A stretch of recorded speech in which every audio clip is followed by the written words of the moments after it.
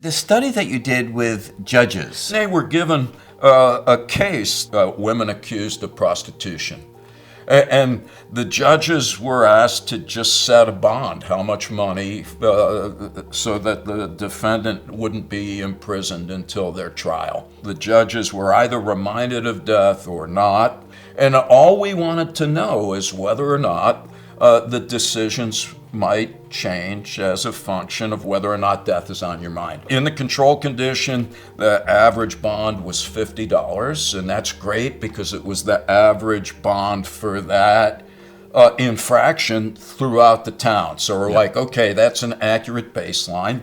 The judges reminded of their mortality were 9 times higher. 9 times higher. When we talked to the judges afterwards and told them what we were thinking, which is that when death is on your mind, a moral transgression is a conceptual attack on your cherished beliefs. And so your punitive reaction is to restore confidence in your beliefs. And they're like, just to be profane, they're like, no fucking way.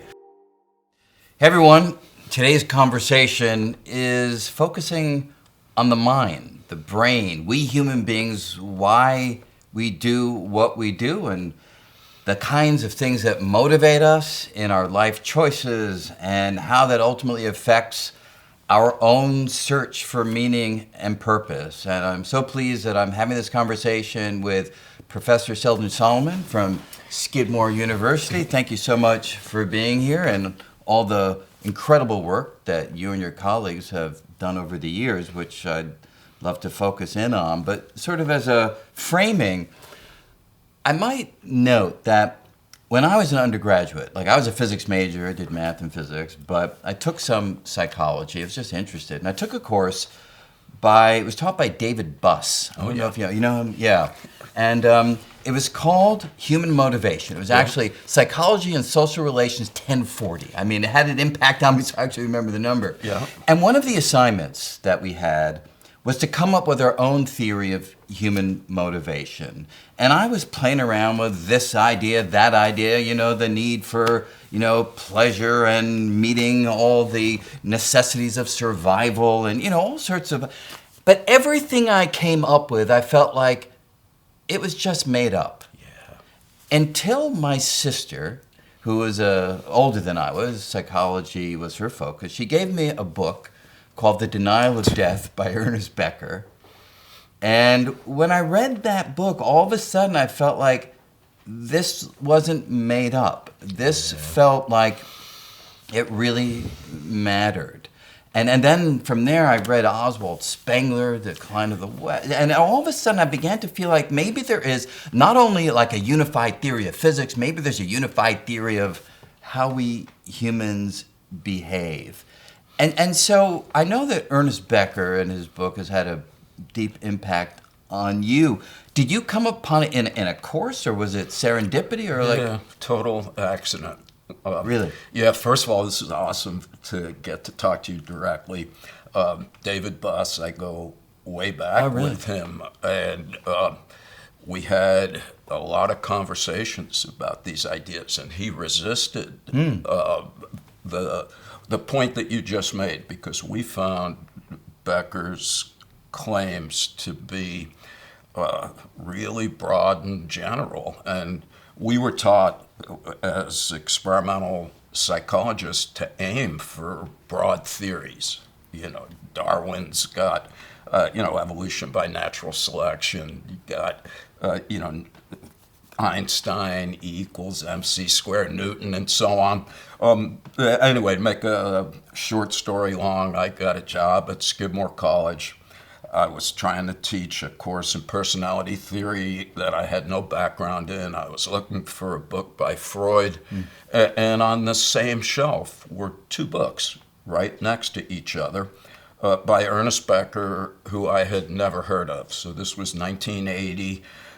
One book was The Birth and Death of Meaning, and the book right next to it was The Denial of Death. And it's a little silly, but it was actually the color of the cover of The Birth and Death of Meaning that had some green objects on it that got my attention.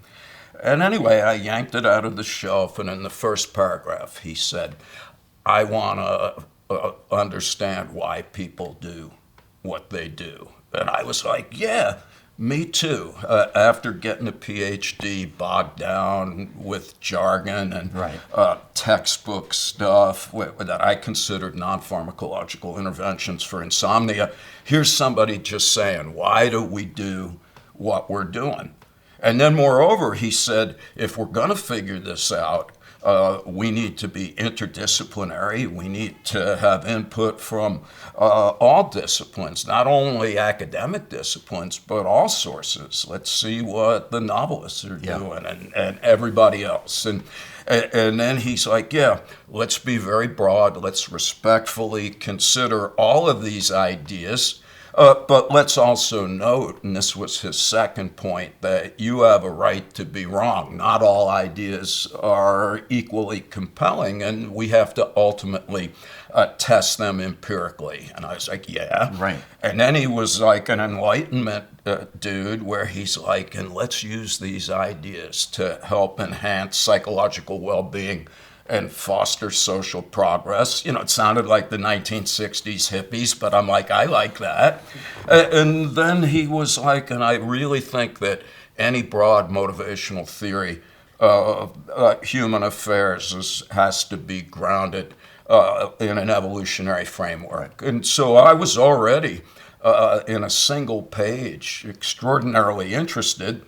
And then the book next door was The Denial of Death, where in the first paragraph, he says that it is humankind's awareness of their mortality and our disinclination to accept the reality of the human condition that ultimately underlies almost everything that we do. Right.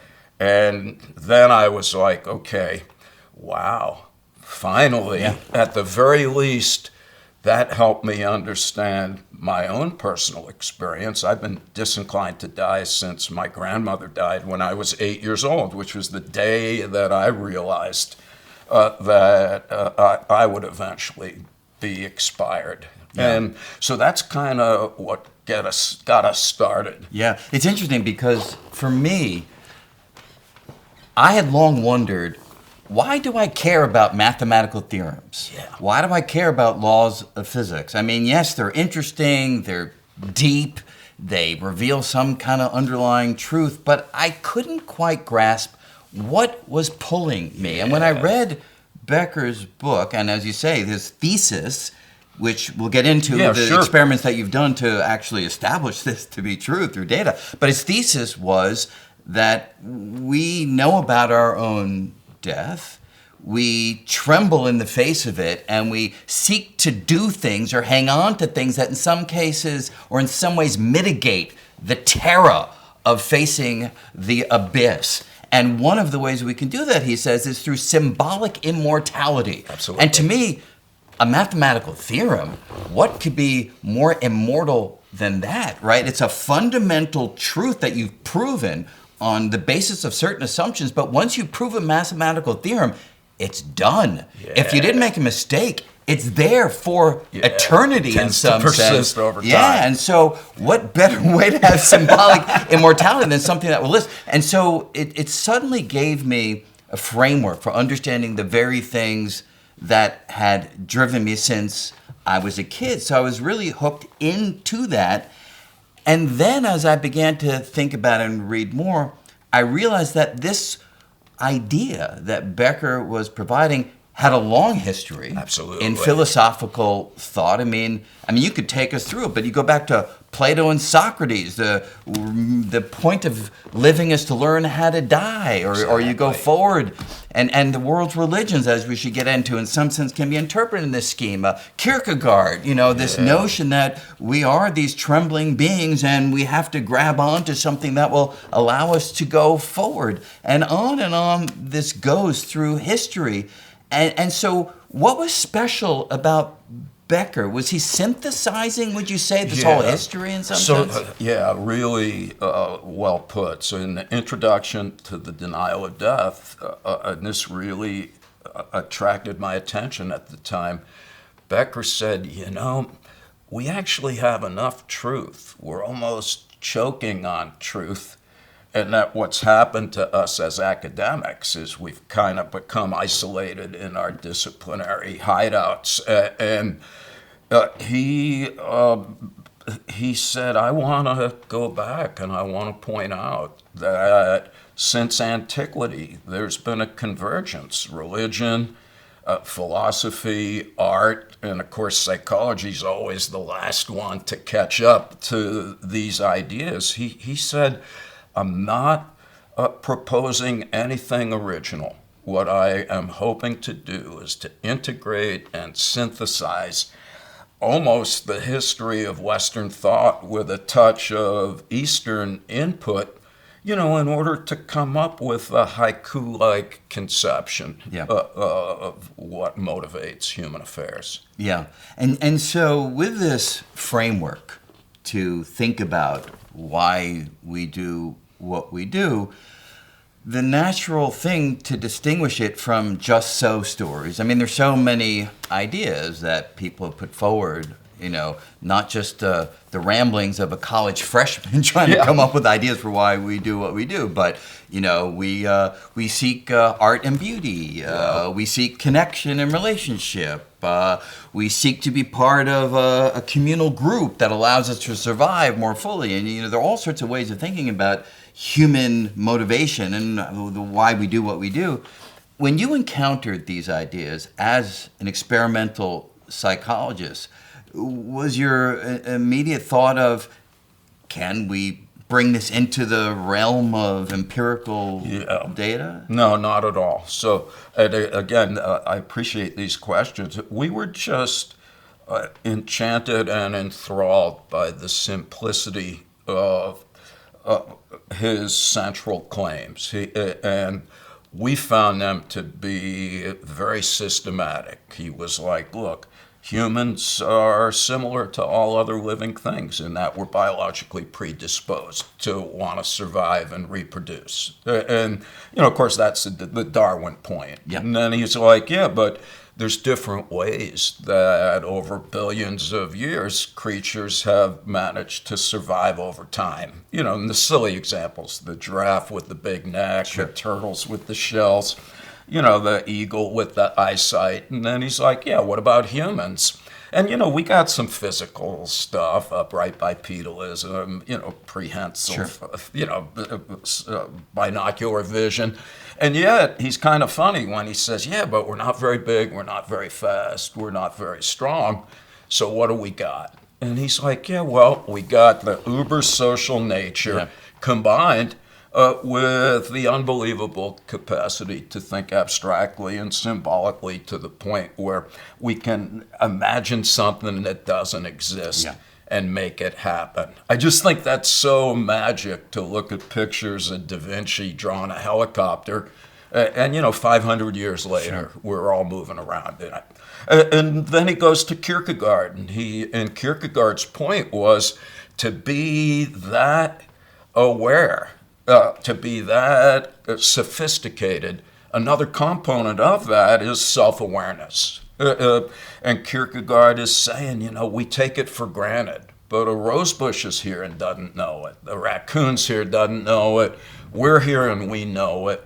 And in a little book called Fear and Trembling, he says that engenders two uniquely human emotions, awe and dread. Yeah. It's awesome to be here and to know it, and it's dreadful unless you're a child or intellectually impaired. You realize, even when your life is not threatened, that like all living things, your life is of finite duration, and you too will someday die. All right, so that's the first knee in the existential groin. Not only will you die someday, but we can die at any time for reasons that we can't anticipate or control. And then Becker, just to give us another knee in the gut, and then following Freud, he's like, and we're animals. We are, we're embedded in a carcass that is, biologically speaking, we're breathing pieces of defecating meat. We're not any more significant than lizards or potatoes.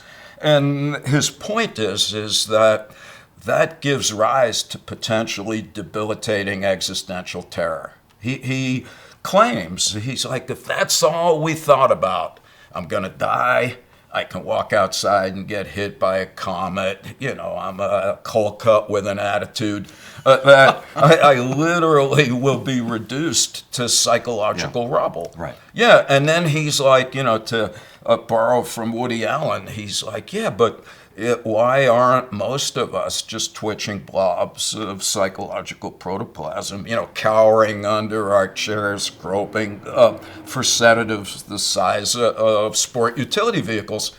And he's like, well, most of us, ourselves included, we can stand up and move around every day because, in his opinion, human beings manage existential terror by constructing and embracing what he called cultural worldviews. Right. Humanly constructed beliefs that we share with our fellow humans that reduce death anxiety by giving us a sense that life has meaning and we have value. Right. And you've already kind of suggested this, but according to Becker, whether we're aware of it or not, we are primarily motivated throughout our lives to maintain confidence in our belief system, as well as a sense that we have a significant contribution to it, and that the primary function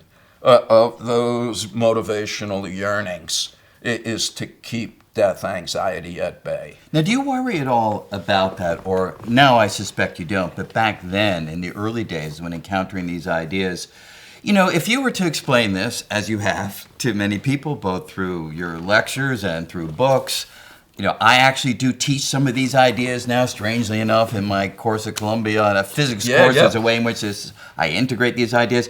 There's a tendency of many people, when they first encounter this idea that death anxiety may be motivating them, there's a tendency of people to say, not for me. Yes. I've come to terms with it. I don't really think about it. Now, of course, what Ernest Becker would say is that's culture speaking. Correct. That's the cultural armor that's speaking for you. And so that's a natural explanation of that, but it also seems, could that be a just so story? Yeah, so again, excellent. So we encounter these ideas. My buddies Jeff Greenberg and Tom Pazinski, we were in graduate school together. We found them to be poignantly profound. We also thought that they helped us understand questions that were swirling in social psychology at the time. What's the nature and function of self-esteem? Mm-hmm. And why do people have such a hard time getting along with folks that don't share their beliefs? But we started giving talks. They were no different than what I've just been blubbering about at psychology conferences. And, if there were 200 people in the room, 100 of them would be gone by the time I said Kierkegaard or theory. And then of the people that would be left, most of them, as you just proposed, they would say that is ridiculous.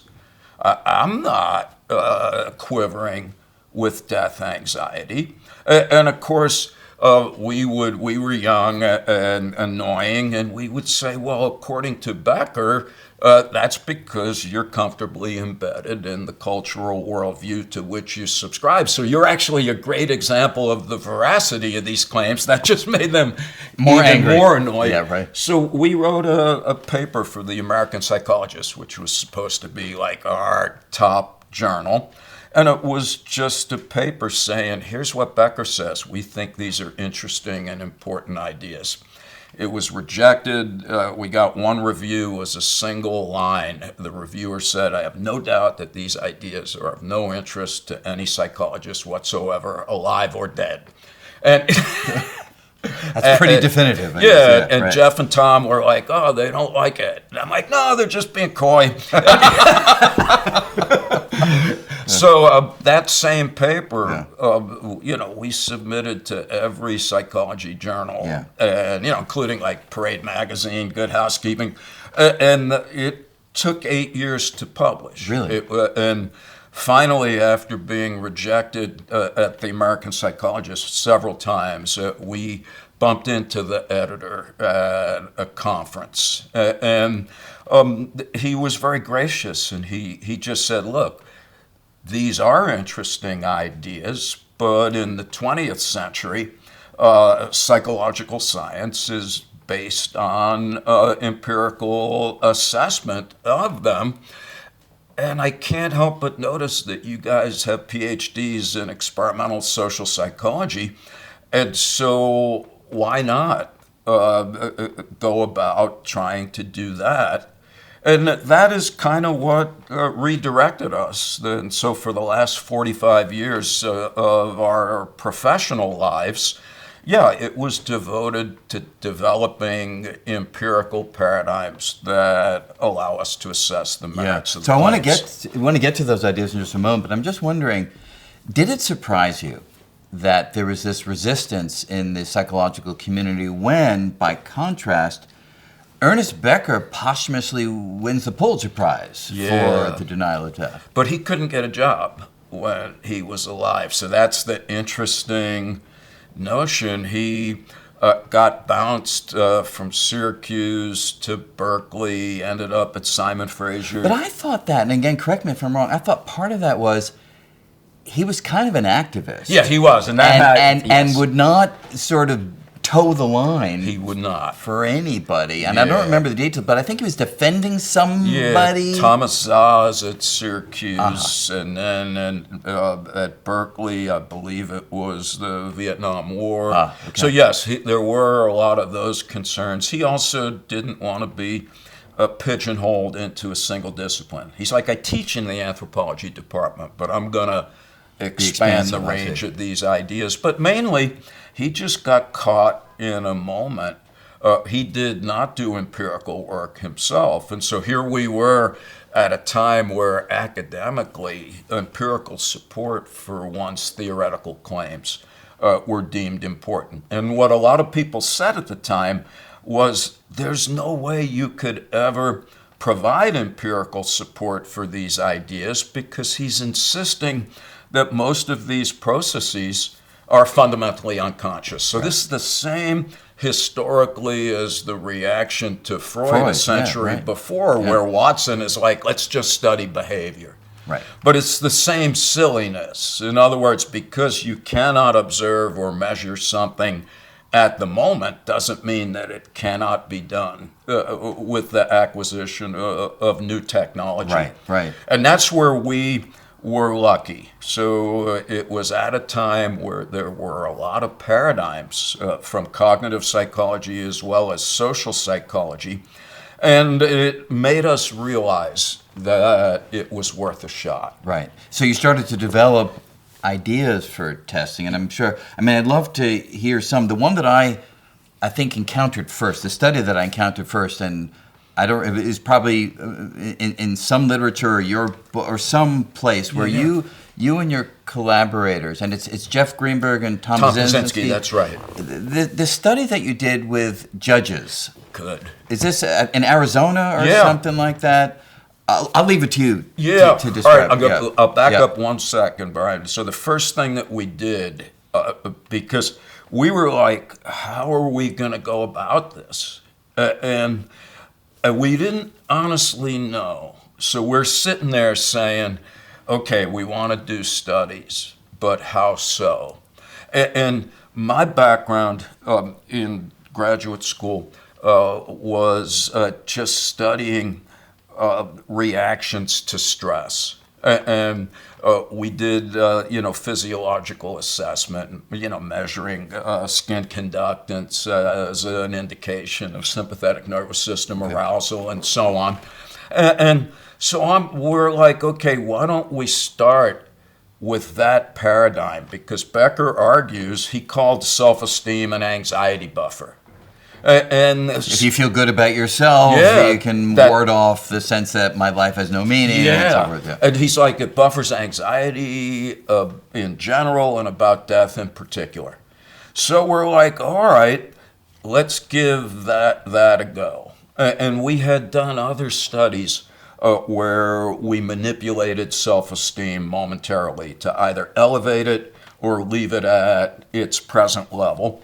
And so we're like, all right, let's just do something relatively simple. We were also trained by awesome people who said, keep it simple to begin with. Just produce an effect. Then we can figure out, the moderating and mediating elements. Yep.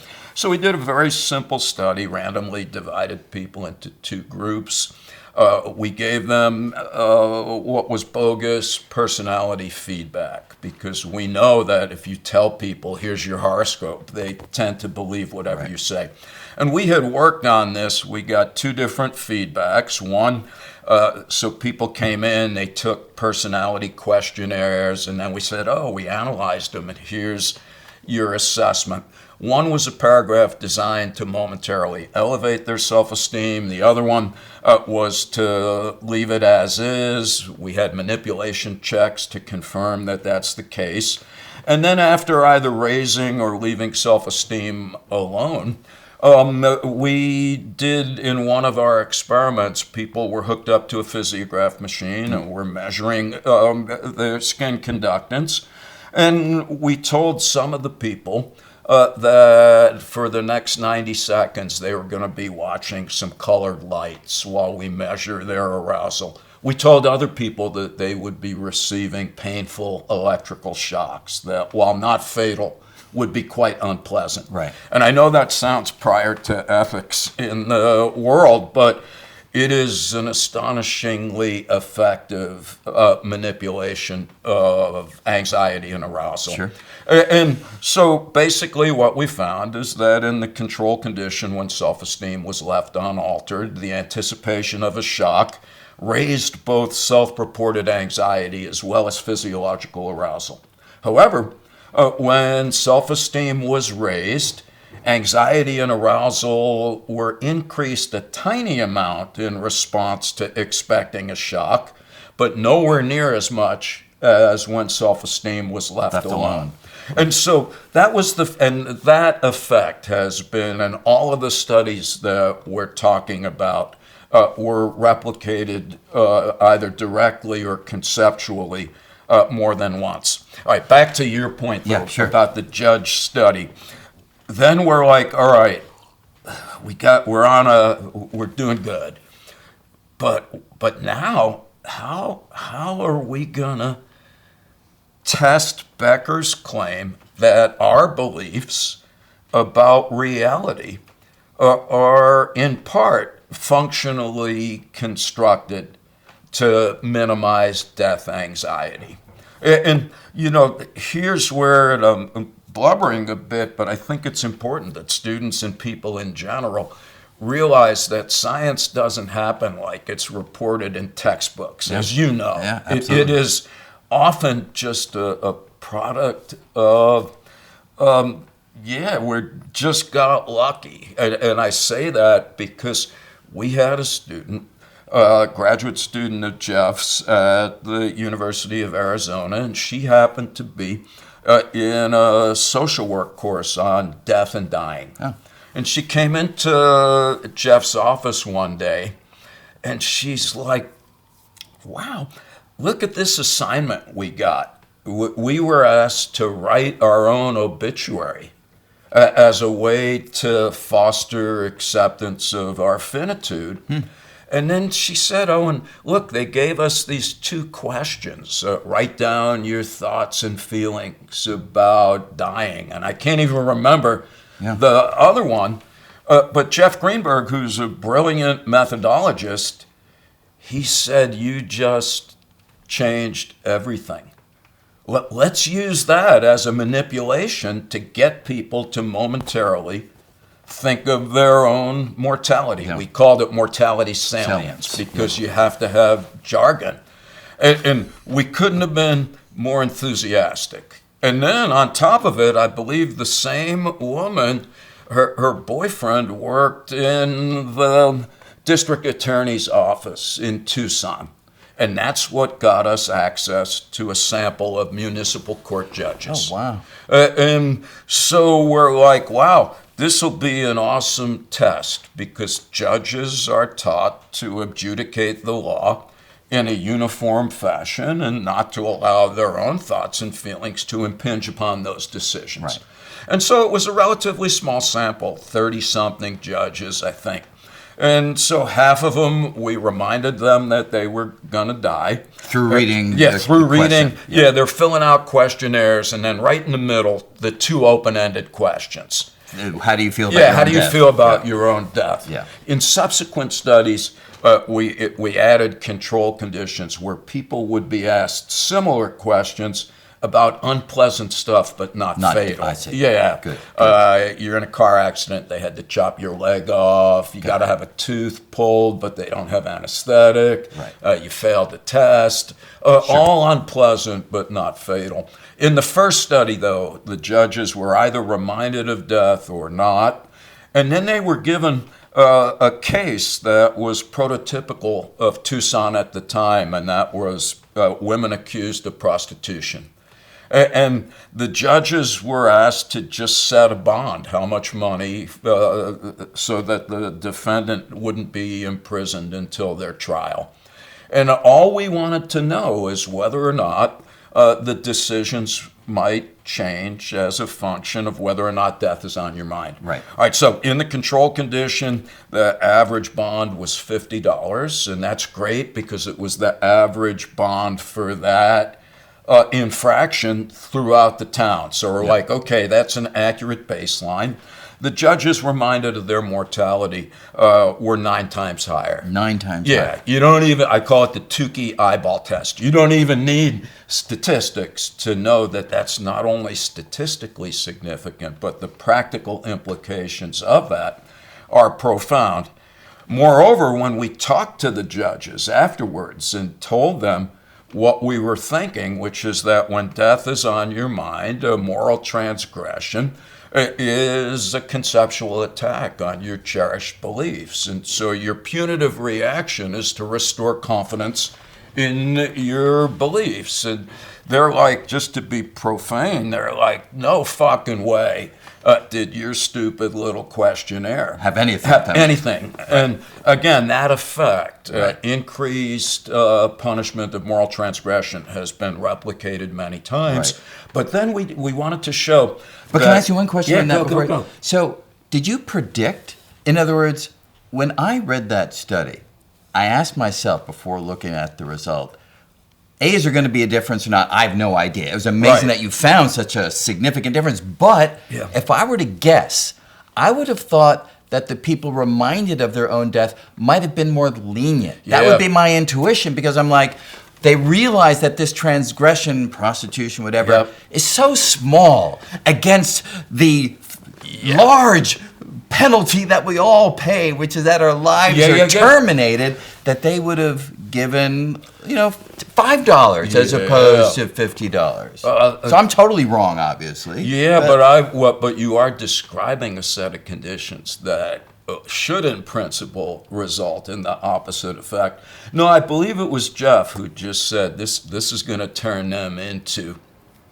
zealous protectors of the realm. Punitive defenders. Yeah. But then we had to turn that around, Brian, because we wanted to show that when death is on your mind, you don't just denigrate or punish people who violate your beliefs, but it also magnifies your affection and support for people who are aligned with your values. Right. So we did another study. Some people reminded they're going to die. Some people reminded of something unpleasant. We show them an article about a citizen who stops a bank robbery. A robber runs out, running down the sidewalk. The citizen chases them and gets them tackled till the police come. And the question is, how much of a monetary reward should they receive? And the people reminded of death said the reward should be 3 times higher. And so that's where we started. We did a lot of other experiments to rule out alternative explanations, but that gave us what we call the mortality salience paradigm that in general our proposal was that when death is on your mind, it impels us to restore confidence in our beliefs, and that means we disparage those that are different. We increase our affection and support for the ones that are the same, and we also strive to enhance our self-esteem. Right. And it was then that we kind of set out, Becker in The Denial of Death, he just says that death, that has a pervasive and persistent effect on all elements of human affairs. I do think it's important. He's not saying that's the only thing. Yeah, sure. What he's saying, though, is that if we really want to understand the human condition, we need to recognize that that's a central determinant. Now, these are very subtle reminders. Yes. And in fact, before we go to my sort of next question, which is the less subtle ones, there's one other example. I think there have been now hundreds or thousands of studies. Thousands now. Studies. But there's one that I recall, and again, if I'm saying this incorrectly, just correct me. But you did a study where all you did for the reminder of your own mortality was have an interview with a person either near a funeral parlor or far from a funeral parlor. You didn't necessarily even call attention to it. Now, I have to just say, for me personally, when I go down Broadway, there's a funeral parlor, I think it's on 76th Street. Right. And Amsterdam. Yeah. It was where my father was. I'm in the taxi cab. It's a little ridiculous because I'm like a physicist. I can't look. Yep. I turn my head as we're going by. When I'm walking down the street, I walk on the other side. Yep. So it is for me because of that. Yeah. And so, but yours was a much more subtle version of that. Yeah, again, really fine point. Back to our training. We were really, our people emphasized the need to replicate these effects by manipulating mortality salience in different ways and also having different dependent measures. And it was a colleague in Germany where a lot of the funeral parlors, there were corpses in the windows, in the coffins. I was like, wow. That's pretty heavy. Yeah, it is pretty heavy. And so that's what gave us the idea to stop people either right in front of the funeral parlor or 100 meters to either side. And sure enough, when the people were in front of the funeral parlor, that replicated the effects that were produced in the lab when we asked them to write down their thoughts and feelings about death. And then that brought us back to the lab. These are all, again, back to science. It's a lot of these things were just, at these conferences, walking around with people. And it was at this same conference that one of the folks is like, well, we need to do subliminal death primes. Subliminal? Yeah. Right. So back to the lab. You're looking at your computer. Like a screen where it's too short there for you. There you go, 28 milliseconds. I see. And you need 33 or something for exactly. it to I'm not sure exactly how many, but we're like, it was either the word death or field. Pop up there. Yeah, would pop up. Right. And being a little detailed, but we chose field because it's the same length and the same frequency of use in English as death. All right. And sure enough, nobody saw anything. And then to check that, we showed them a list of 4 words. No one was aware that No one was aware. Right. But then to check, we said in a manipulation check condition, we did that, and then we said, you didn't know it, but we flashed some words into your bean. And then we showed them a list of 4 words, including the one that they had been exposed to, and they didn't pick the right one more than chance. So we confirmed that they had no awareness that death was on their mind. Sure enough, the same effects result. And so for us, it is important, not in the sense of inflating our value as researchers so much as to point out the potency of support for Becker's ideas. There's these different ways of manipulating death on our Right. mind. And then other people, while it was just us doing this work, it was a hobby, it wasn't science. It's only science when somebody else steps up. And a German colleague did an amazing study. German university students, reminded of death or not, and then they think the study's over. And they're brought in a waiting room with like 9 chairs. And right in the middle is somebody sitting there. And they're supposed to wait to get paid for being in the study. Mm-hmm. And the person sitting in the middle either looks German or like a Turkish immigrant.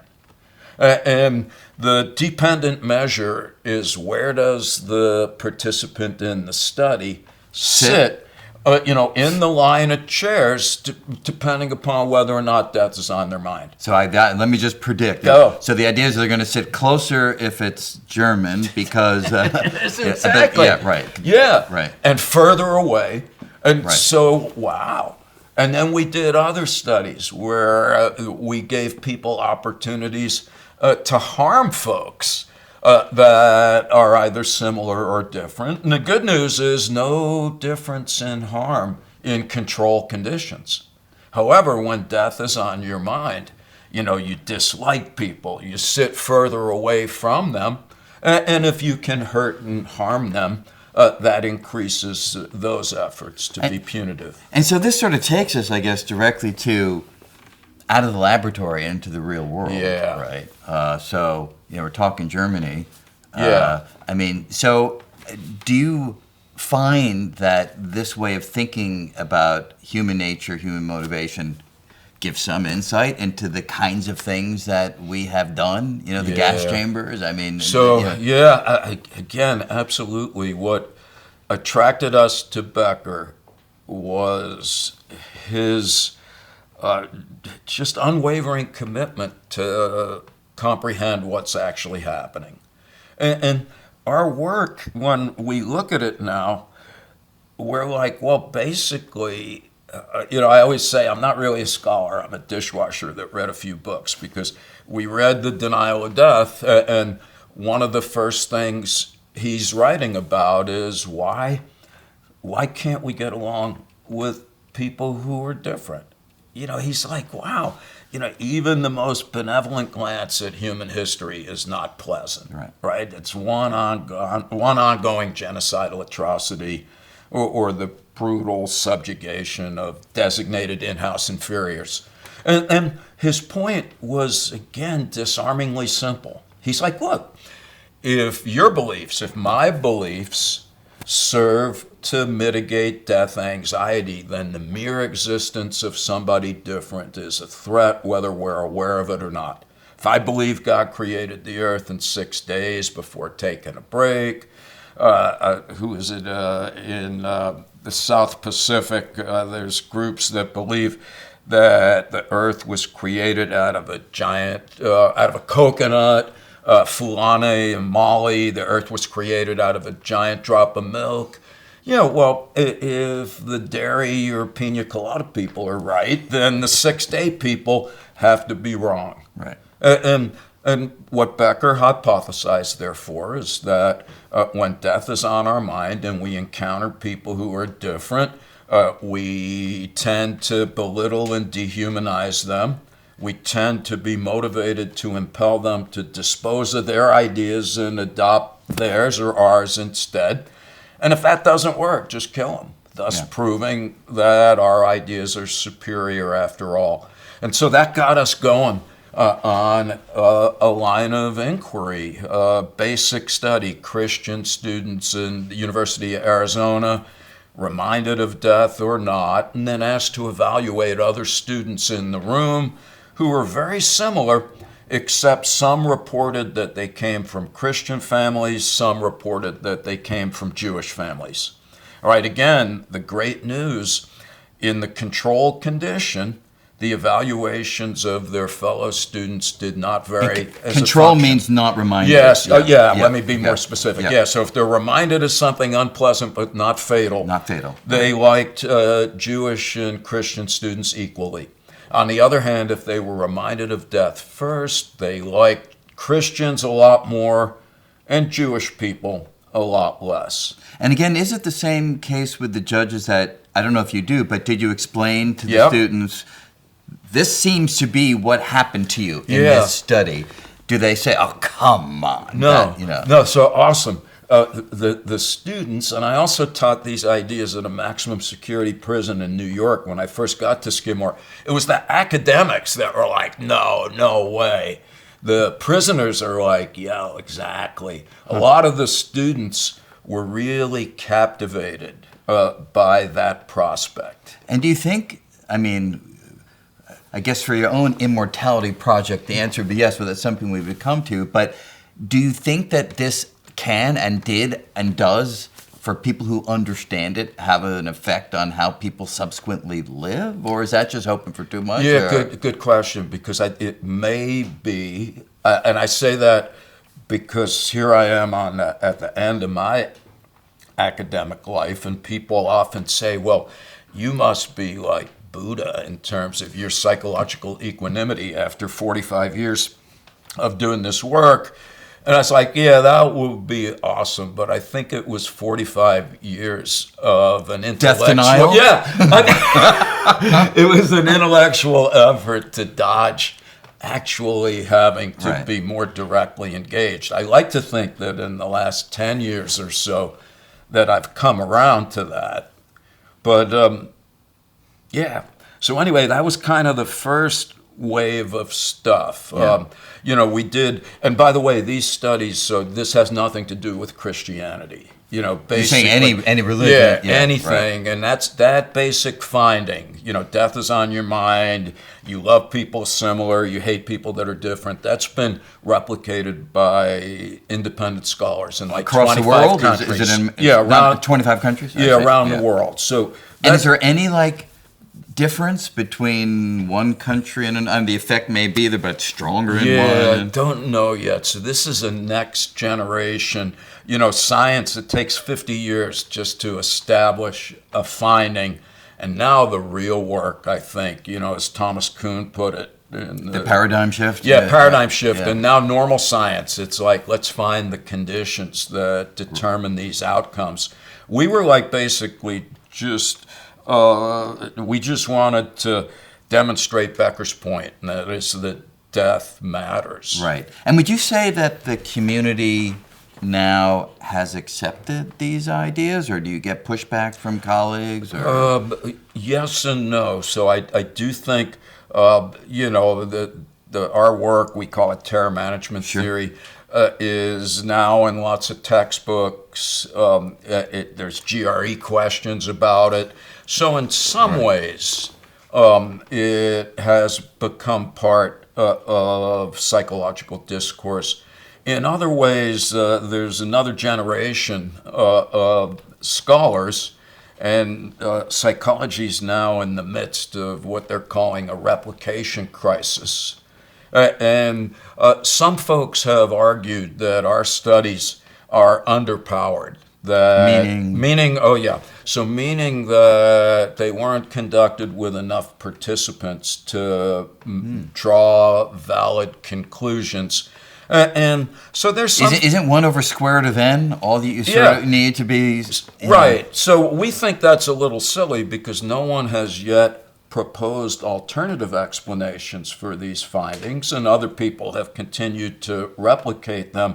And if you do a meta-analysis, I would think that the collective would be convincing. But you're saying I'm saying there's more contemporary meta-analytic analyses that I have no skill in.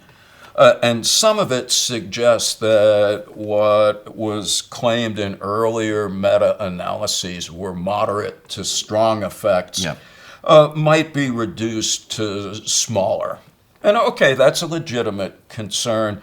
At the same time, though, and it's kind of a joke, or at least it seems comic to me, in some ways our work is less prevalent in psychological discourse, but it has become more integrated with other disciplines. And so environmental science, economics. And so I think that I think the ideas are that Becker proposes are quite compelling.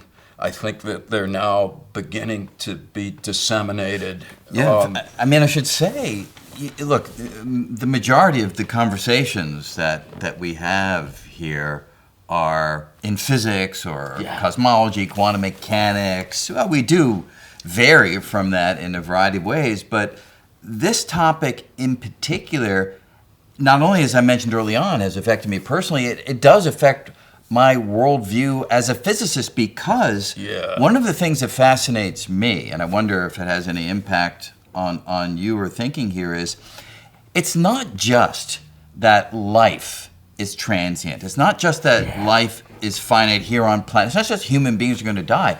When you look at any structure in the universe over a sufficiently long period of time, the second law of thermodynamics, and this was pointed out really as far back as Boltzmann and Bertrand Russell in the philosophical community, you wait long enough and it all disintegrates. It all falls apart. The 5 billion years the sun swells, it probably gobbles up the earth.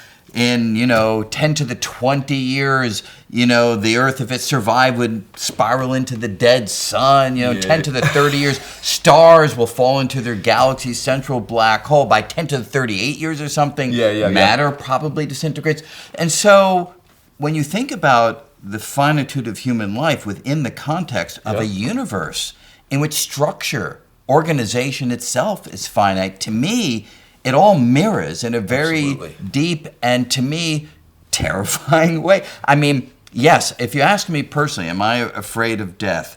I am, but like everybody else, the cultural armor allows me to survive. When I allow myself to think about the disintegration of everything, I can get myself to a pretty dark place. And so, to me, this is mirrored across all scales in the cosmos. And does that kind of thinking enhance the effect of your recognition of the terror of death? Or so good question. I'm in my early Mr. Magoo phase because I think there's been some studies along those lines. I'll find them and be in touch. Sure. But in our view, at least theoretically, that should bring us closer to the existential abyss. And so, I find, and I wonder about you in this point, as I was mentioning, most of my life I go about, everyday life, and that's all it is. I have sort of trained myself over the years to get to that darker place, just so that I can access it, because I find there's something deeply uncomfortable about it, but sort of when I pull out of it, I feel like I'm engaging with the world in a somewhat different way. Do you go to the dark places that these ideas can take you? Yeah, I hope so. Now, again, what you've just said is magical and goes back to antiquity and is literally, in some ways, beyond Becker. The denial of death, and then he wrote another book called Escape from Evil. And he was interviewed by a guy named Sam Keen. Sam Keen, right, in his deathbed, basically. Yeah, on his deathbed. And and Sam Keen was, asking things about, how can we kind of get out of this, anxiety-ridden hamster on the existential wheel of life, as it were. And Becker was like, look, I was just concerned. A lot of work at the time, like Abraham Maslow, Carl Rogers, they were talking about how do we bring out the best in people. Self-actualization and so on, And he was like, that's fine, but I just need to point out, at the Escape from Evil, at the beginning of the book, he's like, I'm pessimistic, but I'm not cynical. And at the end of Escape from Evil, he's like, I don't even know if we're a viable species. Just like Robert J. Lifton, who said we may have the ignominious distinction of being the first form of life to be responsible for our own extinction. Becker was I'm just trying to show that when we bury death anxiety under the psychological bushes, it comes back to bear malignant fruit. Yeah. Right.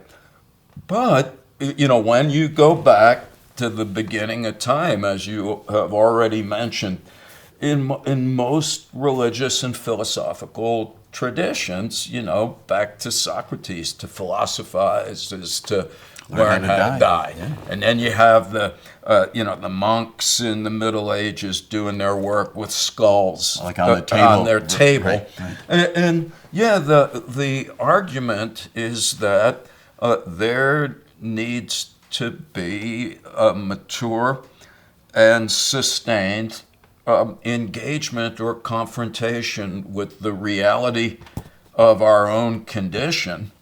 And that is, according to these claims, be it Kierkegaard religiously or Heidegger in the secular sense, but they're like, you need to really recognize, and I put a hyphen, recognize the reality of your finitude. And I like how Heidegger says it, which is, or Kierkegaard also, how could this not be unpleasant? Right. You're momentarily disposing of your identity. Becker called it character armor. You're momentarily not embedded in the symbolic cultural worldview. And so there you are facing the reality of the human condition. And one way, Heidegger called it a flight from death. He's like, wow, you might be so upset by this that you just become a culturally constructed meat puppet. Heidegger, I like his quote, or I like quoting him. He says that you're tranquilized by the trivial. Right. You're just so involved, it's like, a lot of stuff's happening, but where's DoorDash? Where's Amazon Prime? Right. And so on. On the other hand, as you just put it, and I love how you said it, there's an extraordinarily positive outcome that can result from the momentary existential apprehensions. And I also like the people that point out that anyone who says that important improvements in our psychological condition can be accomplished without pain are bullshitting. Right. And so, again, back to Heidegger or Kierkegaard, I like Heidegger's point when he says that, when we come out of these things, they're not saying we should be preoccupied like we're punk rockers in a death cult. He's saying that these protracted conversations with ourselves about our finitude, they create psychological changes that are not necessarily obvious. Just like the world looks the same, I'm still a cultural artifact. But I like Heidegger's words. He says, first of all, it gives us, Heidegger called it anticipatory resoluteness. You come out of it and you're looking forward. Right. And I just like that. And to be resolute is that you're looking forward, with purpose and intention. And then Heidegger says, and I had to look all these things up because I didn't do that well on my SATs. He says you have solicitous regard for everyone and everything around you. Yes. I'm like... And I feel like I felt that. Me too. Yeah. That's why I really love how you put it. Right. And then he says, I'm not trying to be Mary Poppins or Walt Disney. He doesn't say that because he's long dead. But he says that when that happens, we have this feeling, whether we're aware of it or not, that life is an ongoing adventure perfused with unshakable joy. Yeah, right. And I'm like, wow, and this before... And that doesn't last. It does not last. There you go. Yeah, but nevertheless, to have that feeling is quite something. Quite something. And it doesn't wipe out suffering or pain, but in current jargon, it fosters a sense of what some people call existential maturity. That We have the courage and character when existential difficulties arise to manage them in other ways. We don't have to hate people who are different when death is on our mind. We don't have to vote for fascist, whether that be Hitler or Orange Hitler, our current president. We don't have to spend our time groping for money and stuff. And so all of the kind of defensive reactions to death reminders that bring out the most unsavory aspects of our humanity, those don't happen. Have to be there. And this is a lot of research that I think is honestly the best. It's the next generation of scholars that show that when you have those kinds of experiences, Brian, that increases our sense of awe, gratitude, and humility. And that's ultimately what it's all about. And it is ultimately what it's all about. Yeah. And I don't know, there's something that I find, and maybe I'm just getting old and nostalgic, but it's like science, it's not always linear. Yeah. Here we are back to some of the central claims that have persisted through the ages across time, space, and culture. For sure. Now I want to go back to the Sam Kean interview with Ernest Becker. I've listened to that, and fascinating to sort of actually hear Ernest Becker. You read somebody and you sort of have an image in your mind of who they are and what they sound like, and then very different. Quite interesting. But it struck me, and this may be a misreading or a mislistening, whatever the right verb is, but it struck me that Becker kind of went from a more Heidegger or Heideggerian, if that's the right way of talking about it, to a Kierkegaard. Absolutely. He did. Okay, because it struck me that he wasn't particularly religious in the earlier writings.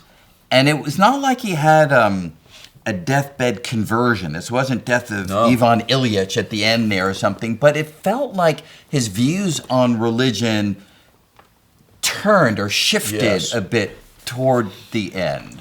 Is that, That's my understanding. Now, I wish we had some other folks here that are more thoroughly acquainted with... Well, we should ask Marie Becker. Yeah. Right? Now, I have spent time with her. I've only corresponded with her through probably email. I don't even know if we ever spoke on the phone. Yeah, so a few things. He grew up in a secular Jewish family, so was not particularly religious. And my understanding, and I think it was in a conversation, I got to hang out with her twice, and I'm pretty sure in one of them she said it was when they had kids that kind of shifted his attention. Interesting. Yeah. I think he converted to Christianity in the broadest Converted sense. to Christianity? I believe he did, but we should check this. And it is the case, and my students, when we read The Denial of Death, often find that fascinating because the Heidegger view is very similar. Yeah. Except Kierkegaard claimed two things. Your worldview ultimately has to have transcendent qualities, and it has to be Christianity. Right. I'm sympathetic to the first prospect, which is that all psychodynamically sound worldviews have to have transcendence of some sorts.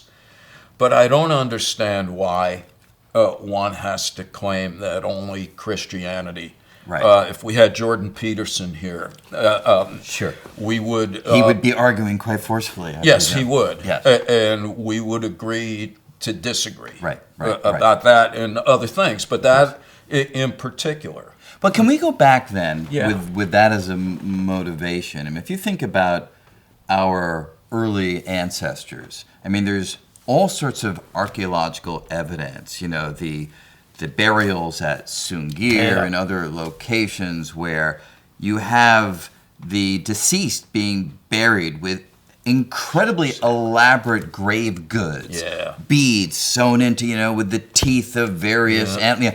And I think people have done calculations that it would have taken a single person like years of effort to create the grave goods. Yeah. Why would they do that is the natural question. And the only answer that seems to come forward is they were imagining that death is not final. They had their cultural armor that death was not the end, and they were preparing the deceased for the next phase of their existence. So this seems to have been with us since the earliest moment when we were burying our brethren, the very act of recognition that they had died. Yeah. Now, again, I'm biased, but that's the way we view it. You have this cultural big bang. You got art, body ornaments, and grave goods at the same time. Yeah. You just said it. This was not a short-term hobby. It took years to do this. We can't see any simpler explanation than to infer that that's the case. And then our argument is that once humans started writing and having oral traditions passed over time, the Epic of Gilgamesh, which is... Right there, Enkidu dies. Exactly. Right, yeah. And so we're like, I don't know how it could be otherwise. And then we're like, what about the pyramids in Egypt? That sure seemed like the whole purpose of life was to make sure that it didn't end. And then you go to China with the soldiers buried with the terracotta. Yeah. So I have a hard time seeing what's happening now as any different. You got the Chinese folks thousands of years ago, the alchemists, trying to turn lead into gold in order to develop the elixir of life. Yeah. You got people going all over the world looking for the fountain of youth. And so here we are today with people paying, millions of dollars to have their heads frozen. Ted Williams, yeah, right? There you go. And, a lot of the rich oligarchs right now are spending billions of dollars in order to persist. And so I see what's happening around us now as just a contemporary manifestation of those proclivities. And so what if they're successful, right? Yeah. What if we're able to stave off death? I mean, again, from my perspective as a physicist, there's no such thing as true immortality. That's right. Because once matter disintegrates, like I'm not a dualist, I don't think that there's an inner soul. I think that once it's gone, it's gone. Yeah. But putting that to the side, what if we could live much, much longer, which by human scales would be nearly immortal? What would that mean for these ideas? Do they disintegrate themselves into obscurity because they no longer matter? Or would we still have some remnant? Yeah, let me know. Again, that's not my silly thing when I hear such great questions. It's like, if I could answer that, we'd be on the beach with rum and a coconut, with our Nobel Prizes. But they're really important questions. Becker took a shot at it in The Denial of Death in a way that is, I find, very counterintuitive but potentially compelling. He said, this may sound eerie, but if we could extend life almost indefinitely, I think that's going to make us more anxious about death. He did say, God, I have to reread it. I don't remember He's that. like, what I think, unless I'm making this up. No, I'm sure, No, I may be at this point, because it was something along the lines of, you're climbing up a mountain, and you're 70 years old and you fall off. And people are like, that's kind of sad, but this dude was old anyway. All right, but if you're 7 years old and you fall off the mountain, it's a disaster. It's tragic. Yeah.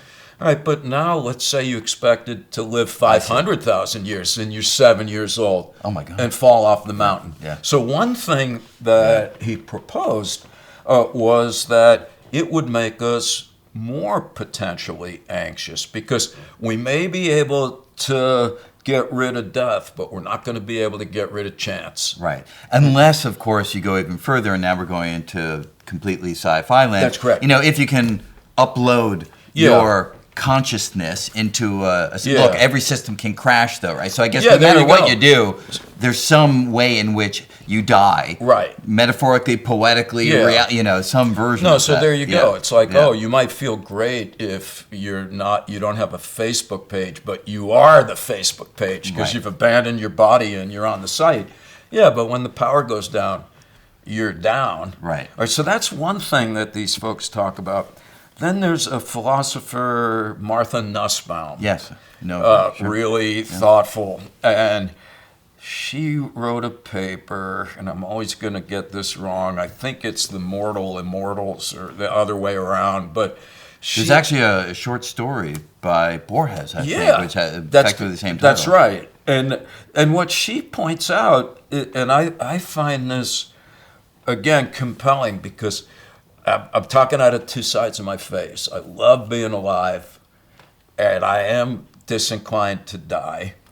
On the other hand, what Nussbaum says is, yeah, but isn't it weird that when you look at the Greek mythology, that all of the immortal gods are preoccupied with hanging out with humans, and their lives, they're really bored just sitting up there in the mist. And again, I don't know if I'm making this up, but I think Lucretius. You don't worry about the fact that you didn't exist before you were born, but you do worry about the fact that you won't exist after you die. And maybe you shouldn't. That's correct. Yeah. And then he says like, yeah, but all the things that are like great for humans, they have a start and they have a finish. Yeah. He's like, yo, let's say you're reading a great book. If it never ended, there would come a point where your attention and interest would fade. And then I love this as a metaphor. Let's say that you're having a feast and it's the most delicious food ever. Yeah, but if it doesn't stop coming, isn't there a moment where what makes things so valuable is that they conclude? Yeah, and there have been many works, there have been, plays, George Bernard Shaw, Methuselah, and there have been many stories, and many stories, I should say, that focus on the possibility of eternal life or very, very long life. Yeah. Almost none of them turn out well, right? That's correct. We always imagine more or less along the lines of what you're saying, that maybe we ultimately crave to have a finite existence because it's hard. And there's an interesting academic study. I forget all the authors on it. Susan Wolf, a philosopher, was one of them. There are a few others in there as well. And the natural arguments were, we're just going to get bored. Yeah. If truly eternal, then you'll have done everything. You'll have gotten good at whatever it is that no challenge goes unmet, because with eternal time, you can rise to every possible challenge, every possible occasion. That's right. Now, I hear that as an academic, as an academic argument, and I'm like, yeah, I sort of get that. But if you were to ask me, absolutely, would I take it if it were available? There you go. I'm like, put me on the waiting list. Put me on the list, right? So what's that? Is that's some very atavistic, primal thing within ourselves that I think you just called it. We're multi-dimensional entities that can simultaneously cling to our existence, while at the same time, as you framed it, in terms of cosmology, the fact is that, everything goes in that direction. Right. And so I think there's a part of us that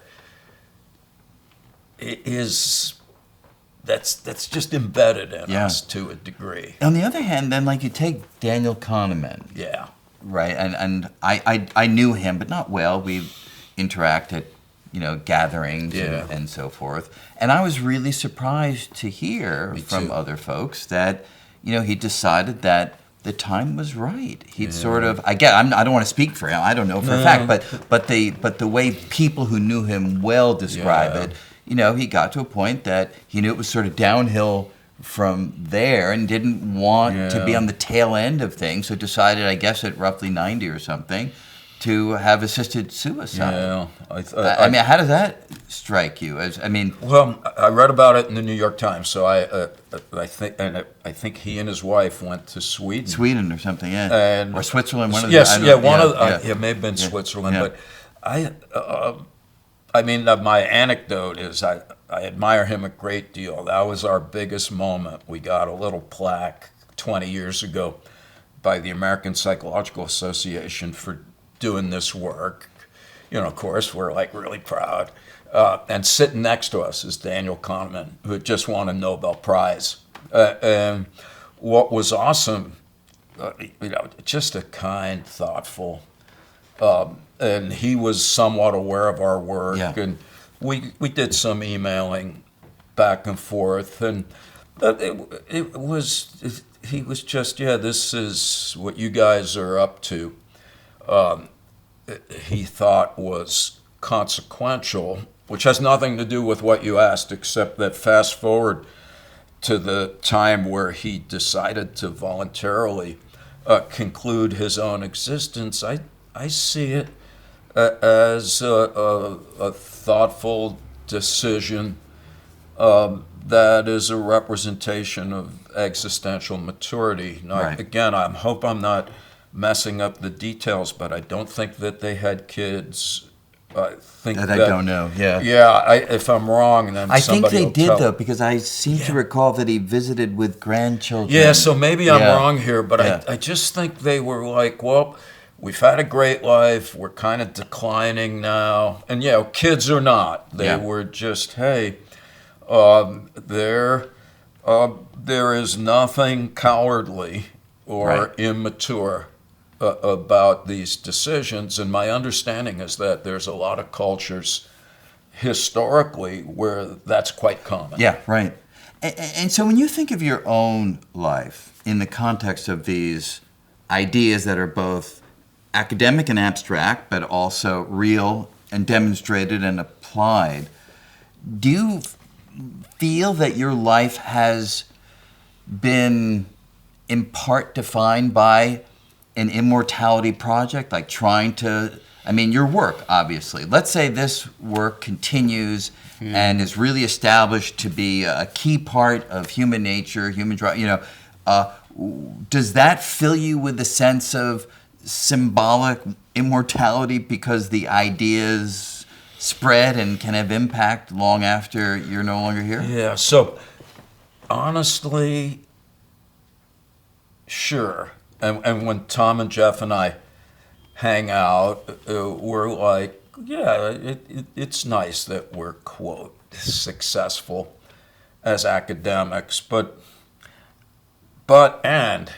as in the last few years, as I reflect, I'm like, I think that's something to be proud of, but I'm trying to, at least for myself, expand the range of symbolic immortality. For example, I planted fruit trees now in our yard. I call it the Apocalypse Garden. And I'm like, well, I'm not putting my name on these trees. Right. But that fruit is going to be there long after I am. And my hope is that that's psychologically equivalent to like winning a little plaque. Right. Moreover, I think it's a dead author of the last century, Henry Miller, who wrote Sexus and other novels. And I can't remember which book it was where he said, you know what? It's not for any of us to judge our importance or lack thereof. And it was something along the lines of, you don't know the impact that you might have on your life. I think it was Thoreau talking about throwing a rock in the pond at Walden, the rippling effect. And it's like, all right, you're walking down the street, and you know how sometimes you just see somebody and you make eye contact, you have like a little nod, just acknowledging the existence of a fellow human. Well, you're never going to see that person again. But let's say we're in Lower Manhattan, and what you didn't know is that that person was heading to the Brooklyn Bridge, depressed and ready to jump off it. Yeah. But your little interaction restored their sense of humanity, Yeah. and they didn't jump off the bridge. You don't know this, you might even be dead, but they become the next Einstein or Jesus or Mother Teresa. Well, you changed the world. You didn't know it. Right. And I think for me, that provides another sense of how to navigate one's existence that doesn't require that we're winning prizes, being successful at culturally defined outcomes. Right. So much as having a stance towards ourselves and those around us, everyone and everything, that might cultivate those kinds of activities. It's interesting because I agree with everything that you're saying, even though I phrase it slightly differently in a way that some people find unpleasant. But I view the world as being governed by insensate laws of physics that are sort of operating behind the scenes. So much so that I don't think we have free will. I think that our bodies are following the laws that our particles are compelled to follow. And that move, when you acknowledge the person in Lower Manhattan, was nothing but a collection of particles, namely you nodding your head or smiling. And so I see us all as just conduits through which the universe expresses the initial conditions and the laws of physics. And so in that way, it also takes weight off of accomplishments. It takes weight off of the things that don't go so well because it is just the way the world evolves over time. I get to the same place, I think, is what you're describing, but in a slightly different way. Yeah, no, I love that. And there's some clinicians now that advocate for, I think they call it cosmic insignificance. And that's to go in that direction. It is, rather than having to inflate ourselves in order to ward off death anxiety, it is to put ourselves more appropriately in the context of the world, which is that we are. We didn't choose when we're going to be born. We didn't choose the carcass in which we reside. Back to your point, we're just in this swirl of physical activity, and yet we can still extract from that a sense of psychological equanimity. The claim goes, as long as we still perceive ourselves as connected, because here we are, all of the molecules are bouncing around and they do have a deterministic effect. And we're all related to each other, symbolically as well as literally in that sense. And so, I don't want us to get to sort of a Hallmark card ending here, but final question. If these ideas were more present in people's minds, and I've always been surprised, for instance, almost nobody I talk to knows of Ernest Becker. Absolutely. I don't know really why that is. But if this way of thinking was more widely embraced by the culture, by the world, do you think, I don't want to Hallmark card it, but do you think this could be a way to get us to a better place? Yeah. I would like to think so. Yeah. Now, again, Ernest Becker, at the end of Escape from Evil, he said, why can't somebody speak at the United Nations? Can't we disseminate these ideas to enough people to determine if that might happen? And we tried something along those lines it was right before September 11th, 2001. A guy that I was working with in Seattle, he had what I thought was a crazy idea. He said, let's write to the leader of every country in the world and ask them if we could come see them. And So we got a list of every country in the world. We wrote a letter. I can send it to you. Just Love saying, to see hey, it, yeah. hey, we think Ernest Becker's ideas are important. Here's what he's saying. Could we come see you for an hour? Right. We'll pay for it. We'll talk about it. So anyway, we sent a letter to every world leader, and most of the responses were like, no way, don't do this. The United States was, peace is bad for business. Luxembourg was like, we'll arrest you if you come here. So we haven't figured out how these ideas might be disseminated, except to note that, in my opinion, it's what you and folks like you are trying to do. I think that right now the widest distribution of ideas to the most diverse groups of people across, geographical as well as demographic variables is through these kinds of efforts. And I'd like to think that it's really time for us individually and collectively to step back and to just acknowledge, as you were doing, and as I'd like to think that I was doing, that a substantial proportion of our activities is a non-conscious effort to ward off death anxiety by inflating ourselves to superhuman proportions.